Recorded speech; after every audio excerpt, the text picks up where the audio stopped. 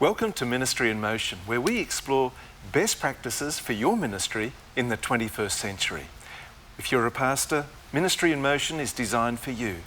If you're a volunteer in your local church doing ministry, Ministry in Motion is here for you as well, to help you, to grow you as a better minister for Jesus.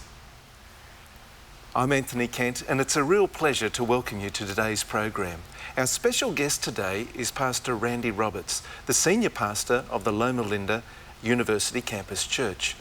Randy, today we're going to be exploring a topic, writing your sermon. You do a lot of preaching, and we're doing with you like a series here. So it's come to the time when you write your sermon. Now, I imagine that there's a lot of editing, cutting, pasting, that type of thing. Tell us how you do that. Well, the first thing maybe that would be helpful is just to describe how I lay out a file for any individual sermon in my computer that helps me to sort things through. Right. I have different bolded sections under which I write. Possible titles, a section where anytime I think of a title or when I'm working on it, I put that there. Then exegesis and other notes, there's a whole section where my interaction with the text is recorded there. And the first part of the sermon, I spend time with the text, with prayer, and just with writing in that section. What is emerging? What am I seeing there? What speaks to me? What questions do I have? So that section can become somewhat lengthy at times, working with that. Some of that material I will use, some will never make it beyond that point, but there's a lot contained there. Once I finish that process of spending time just with the text and with prayer, then I have a section for commentaries, commentary notes that help me, that point me in the right direction, that either maybe buttress and support what I've seen earlier or challenge and question it, but the commentary piece. And then finally, the big idea. What is the big idea of the sermon? How is that going to be stated? And then the last part I have is illustrations. Any illustrations I can find, glean, gather, have Anthony Kent send me or anything along those lines. Just as you know, when you preach, Anthony, you are voraciously hungry for illustrative material. So all of that then becomes the basis for what will ultimately become the sermon. And there is a lot of cutting and pasting from that then as I put together the direction then that this sermon will take. You know, I can remember reading, and I don't recall the author, but somebody once said that the difference between a good sermon and a great sermon is what you leave out rather than what you put in. That's so true. In fact, that calls to mind for me a quote from Fred Craddock, a preacher I've admired over the years and from whom I've learned a lot. He says, to say many things in 1 week is to pass out aspirin in the waiting room. Okay. To say one good thing for 52 weeks each week is to practice good medicine. And I think that's true. And It does have to do with what you leave out. And that's almost, in fact, Anthony, that's almost more painful than a lot of the other facets of the preparation process. You think, oh man, but that story is so good. Yeah. You think, but it just doesn't fit. Yeah. And so you leave it out. Or there's a pearl there that you're itching to deliver. Absolutely. And you're right, it just doesn't quite fit, so it's goes on the cutting room floor. Exactly. Yeah, may never see the light of day again. That's right. But yeah. Now, when you're writing the sermon, you're writing for the ear, right? Because it's essentially to be heard. Correct. Can you unpackage that for us? Absolutely. A sermon is a vocal event. It's an event that happens in the now. It is something that comes alive between the speaker and the listener when it is delivered in certainly a polished way, but a natural way to that person. That could mean something that is more toned down and more even, if that's the person's temperament and personality, or something that is more fiery and open, if that's who they are. So it's not a cookie cutter, but it needs to be authentic and real to that person. It's a now event, it's a vocal event. as such, you don't want to write for the eye. We know that when we read, there's a certain way in which we would write, but we don't speak like we write typically. And so you want to write for the ear when you're writing as a preacher. And kind of the best way I have found to do that is to be either mentally or sometimes actually audibly talking it out as you're writing it, saying it out. Does that sound natural? Is that the way I would say it? Or does that have a certain rhetorician's ring to it that can be important at times in a sermon? Yeah. But you're really writing it for the ear. But although you're writing it for the ear, I'm sure you're including visual language. Yes. You're including language that conveys the kinesthetic feelings. Correct. As well, and possibly even numerals, because there's people that are big on numbers and that type of thing. Right. I'm sure you're thinking of that as well. Absolutely. You have to speak in ways that will arrest a person's attention and will give them cues and clues as to where we are in this unfolding event. When we're reading, if we miss something, we can go back up the page and, oh, that was who that was, or that was this person's name, or is this point number 2 or number 3, and you quickly glance back and say, okay, that's where I am. The listener doesn't have any of those options. So there are certain things you have to do when it's a vocal event that allow them anchor points or hooks on which they can hang the different points of the sermon as you're moving through. So sometimes saying what's coming, or briefly reviewing where you've just been, or repeating the central lesson becomes really important. Exactly, right. Now, when it comes to actually drafting the sermon itself and producing an outline, there's a lot of work and a lot of skill in that. And I'd like to spend the next section of our program where we just explore how you draft it, how you put together that outline. I think there would be valuable insights there for us. Thanks so much, Randy. Stay with us. We'll be right back with more of Ministry in Motion.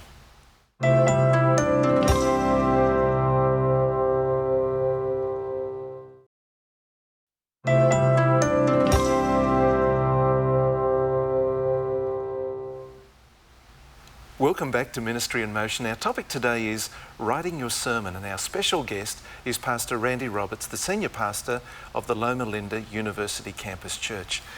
Randy, it's come time when you've actually got to put together an outline and draft the sermon.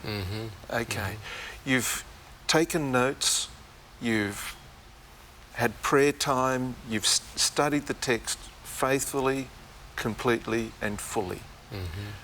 How do you then format the actual draft? What do you do?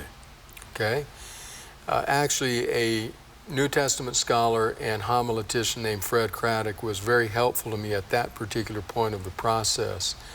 I will go through the document that I have on my computer, and as I go through, I will cut and paste to the end of the document any pieces that I think I might use. So I'm going through and just picking up, pasting at the end, going through, putting it all at the end, the pieces that I'll use. Now there's a lot of material there I'm not using at all, and by the time I'm done with that early part of note-taking and commentary reading and so forth, I have a lot there, but I realize, no, I'm not using that, I'm not using this, I'm not using this, because now I know what the big idea is, what I'm going to focus on. Some of those other things fall aside. There are things I say, I know I'm using that, I know I'm using this. And then there's some things I say, not sure, might use this, might use that. So those things that I know I'm using, that I might be using, end up in a section at the end of the document. I'll print that out then. And remember, by this point, I know what the big idea is. I've sorted that through. I'm clear that I'm preaching on, whatever it is, the love of God. And the love of God, as a seminary professor of mine once said, is both timely and timeless. So let's say that's what I'm doing. So I know that's where I'm headed. Now I have all this other material. I'll print that out, and then I'll start to go through that. And I'll say, you know, this story, I might start with that. I'll write a 1 in the left-hand column. And then I'll move to these quotes, and I'll write a 2 there. And then I'll read the passage. I'll write a 3 there. And then I'll have my first point, I'll write a 4 there. And in that, I'll use this story, I'll write a 5 there. And so I go through the document and do that. And then cutting and pasting again, just reorder it. Print it out again. And then kind of think that through. You know, I'm really not going to use those quotes. I'll take that out completely. I'll move this up here so a 1 goes up here and a 2 goes up here, and reorder it again. Print it out again. And just keep going through that with this reordering, writing where things go. You know, you might do that once or twice. You might do that 3 or 4 times. But by the time you're done with that, you've deleted a lot of the material that you're, after all, not going to use, and you've ordered the material that you are going to use, and you've ordered it in a flow that flows, that moves in a way that feels natural to your thought process, and therefore will feel natural to the listener. In fact, the transitions, the links can be some of the most important parts of the process, because they take us from, if you're thinking in terms of blocks, from this block to the next block, what links those two things together. I usually pick that up as I'm thinking through the flow. I usually realize, you know what, this is too big a step. This just doesn't quite match. I need something there. And then I have to think through, what is that? Is it a question? Is it an illustration? Is it an application? What is it that is needed there? And in that process of going through the flow, that is typically where that will come, where the notice of that will come. I saw this cartoon in Leadership Journal years ago, 25, 30 years ago. I've never forgotten it. It has this preacher holding forth in the pulpit, but you see on his face this kind of befuddled look. You can see that something's not going well, and the caption says, "It suddenly occurs to Pastor Jones that point 3 has absolutely nothing to do with points 1 and 2. It's a nightmare, isn't it? Oh, it's a nightmare of an experience. I want to have that experience, but I want to have it in the preparation, not in the pulpit. Exactly. And so in going through that flow, that is often where I will pick that up and say, this something either needs to go, needs to be added, needs to be changed. So yes, you're exactly right. And sometimes I'll have what I need back up in the earlier part of that document in the preparation work I've done. Think, you know what? Maybe this quote or this story will actually fit here. And because of that, Anthony, as I go through the early part of the week and through that process, if there is anything that I think I might on an outside chance use, I put it in there. Because later in the week, when time is really becoming a factor, I do not want to have to be chasing things down. Where did I read that? Oh my goodness, was that? You know, I don't want that experience. Yeah. So anything that might have even a minuscule chance of making it, I put it in there so that I'll know where to find it if I need it. Yeah. So I take it that you produce a word-for-word manuscript? I do, yes. What advantages do you find with that? It keeps me focused. It keeps me moving in a clear direction. I noticed early on in my preaching many years ago that I had a tendency to go off on rabbit trails. And I didn't like hearing that as a listener. I certainly didn't want to become known for that as a preacher. And I just discovered that writing a manuscript forced me to be disciplined in thinking it through clearly, in knowing clearly what I was going to say. And so I have just continued to follow that over all the years. So that's the advantages of it. What's the challenges of it? Challenges are maybe 2 or 3. It depends on what the preacher takes into the pulpit with her or with him. Some are manuscript preachers. I have a couple of good friends who are stellar manuscript preachers. They have the manuscript in the pulpit with them, but you wouldn't really know it, because they know it that well, and they have a facility with it that they can still maintain eye contact and flow, and they don't get just caught up in, you just seeing the top of their head as they're reading it to you. The danger of a manuscript, if you take it into the pulpit, is to do that. I'm just looking down all the time, and people don't see my face come up. They just see the top of my head. Or I had a seminary professor, I forget what he called it, but it was like a chicken, going down a chicken and up dip and or down a chicken drink. Yeah. Exactly. You don't want to do that either. Now, on the other hand, if you write the manuscript but don't take it into the pulpit, there's the danger for the listener to feel like you're reading something off the back wall, that you've so committed it to memory that there's an unnatural pacing and delivery to it that it doesn't lend itself well to listening. So that's the danger. You have, years ago, I made the decision, I'm going to write the manuscript, but I am not going to be concerned about memorizing it word for word. I want to be concerned with memorizing where it's going.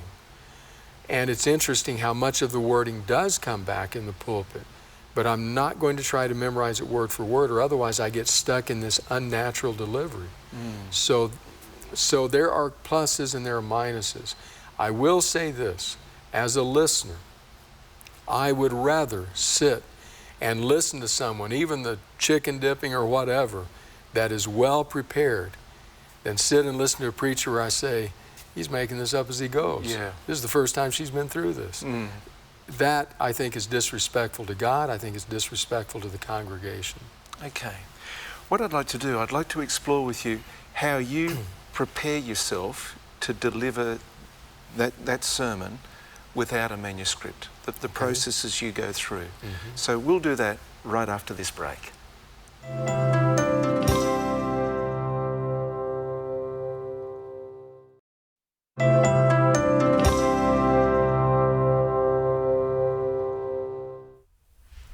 Welcome back to Ministry in Motion. Our topic today is writing your sermon, and our special guest is Pastor Randy Roberts. Now, Randy, we've done our earnest, prayer-filled preparation for preaching. We've got a manuscript together, and rather than taking the manuscript into the pulpit with us, we commit it to memory. All right. Lead us through how you don't memorize it word for word, but lead us through how you commit the process, how you work through that process. Well, let me say this before going through all that. There are times when I travel to speak, maybe go to a camp meeting or some event, when I will preach what I've used before. I cannot realistically prepare for every traveling occasion in a new fashion and still maintain weekly preaching in the local church. Sometimes I do new things because of the kind of event it is and so forth, but many times I'll do something I've done before. It's often harder to recommit that to memory than it was to originally do so. Because in originally doing so, I'm living with that throughout the week. All week long, I'm thinking it through, praying it through, remember it, noticing where I'm going, say, oh, that'll fit, that'll work, I'll use this. So it's a vibrant, vital part of who I am. That's much easier to commit to memory than something that I did 6 months or 6 years ago. It's like preaching from the Word rather than the filing cabinet. That's exactly right. That's exactly right. So in that flow of preaching, week in, week out, month in, month out in the local congregation, I'll tell you what helps me. First of all is what I just said. I'm living with it all week. Secondly, the process I described previously of going through, cutting and pasting and reordering and thinking through what is the flow, how does this unfold. Interestingly enough, in that process alone, as you are ordering and reordering, it's amazing how much you're committing to memory already. Because as you're thinking through, okay, now this, does it flow here? Does it flow there? Yeah, that's a natural tie. You think that through 2, 3, 4, 5 times, depending on how much it takes. You have pretty well memorized by then the flow of the sermon. Now, taking that now that's in the right order, writing the manuscript is not as challenging because it's already ordered for you. But writing the manuscript does help commit it more to memory. When I'm done with the manuscript, I then do an outline. And I do the outline from the manuscript. So that's like a summary. Correct. It's a summary outline of the manuscript. Again, going through and writing that is helpful in committing it to memory. Well, by the time I've done all of that, and now we're at Friday, and I won't tell you what hour on Friday, but it can depend on what the week has been like. By then, by the time I'm done with the outline, Anthony, it's amazing how much of that is already a part of who I am. Early Saturday morning, early Sabbath morning, I will get up. I will typically read through the manuscript one time, read through the outline one time, and then I go out and walk with my dogs, usually several miles. And then I preach it through. I have very religious dogs. Okay. But I'll go through it. often just mentally, but sometimes out loud as well. I'll go through it one more time and then get a shower, eat breakfast, head for church. Mm-hmm. And so I don't spend a lot of time specifically on trying to memorize it because so much has gone before. But I will tell you, it is essential for me to go through that at least one time fully with no notes anywhere around, because that's where I'm testing, do I remember this? And sometimes I'll identify points there and say, man, I just can't remember clearly there. So then when I get back from the walk, I'll go back to the notes and, oh yes, that's what it is. And I'll kind of go through it again on the shower as I shave and stuff. But I don't spend a lot of time specifically memorizing because of the work that has gone before. Without that work, yes, it would be a lot of time committed to memorizing. Now, we live in a real world, Mm-hmm. and preachers live in a real world, Mm-hmm. and stuff happens during the week. Oh, I know that. There can be funerals, there can be demands that you can't schedule, you can't arrange, that type of thing, that just the night before comes and you're under pressure. What would you say to a pastor that's typically faithfully prepares, Mm-hmm. and yet that night before, you know, they've just had a week from a place that they don't want to go back to? Here's what I would say, Anthony. I believe that we become what characterizes us. In other words, if I ask the question, what characterizes me week in and week out? Am I characterized by solid reading, study, prayer, writing? Am I characterized by preparing sermons thoroughly? If I am characterized by that, then those emergency times, those moments like you've just described, those weeks like you've just described, actually become more manageable, because what that means is there will have been work that has gone into this before. Yeah. In those times back when I was blocking out my year and planning and already reading, already writing into my document on the computer what the key thoughts are and those kinds of things, when those weeks come, they are more manageable. We can get through them with less preparation than we would ever want to feel comfortable with, but we can make it through. If, however, I am characterized by last minute and by coming to Thursday night thinking, oh my goodness, Thursday night, what am I preaching this week? Where am I going? If that characterizes me, that will not last long. I know someone quite well who prides themselves in being able to stand up and do things pretty much on the spur of the moment. That can do well if a person is gifted at speaking for a while. It can be a week, can be 2 weeks, can be a month, 6 weeks, but it will have a limited life. There will come a time when people will say, this person is not prepared. Yeah. So I think for me the question is, what characterizes me? What can I do earlier on to prepare that? And then the last thing I'll say real quickly is just taking bite-sized times every moment when you can to do some preparation during that week. Exactly. So that when you finally come to that time, you have some material. Thanks so much, Randy. And thank you for joining us this week on Ministry in Motion. More practical insights for an effective ministry for you at home. Until next time, God bless.